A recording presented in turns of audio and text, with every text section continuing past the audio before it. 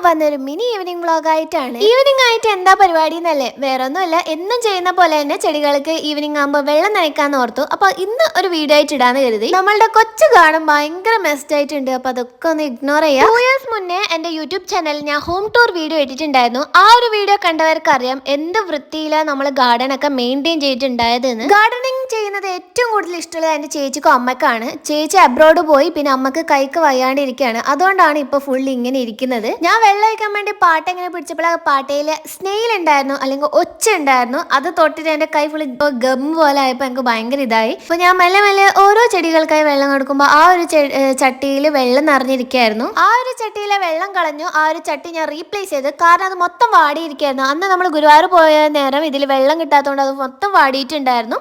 അപ്പോൾ നമ്മളെ വീട്ടിന് ചുറ്റുമായിട്ട് ചെടികൾ ഒത്തിരി ഉണ്ടായിരുന്നു. അപ്പോൾ അതൊക്കെ ഒന്ന് വെള്ളം ചെയ്തു. അപ്പോൾ ഇത്രയല്ലേ എൻ്റെ ഈവനിങ് വ്ളോഗ്. ബൈ.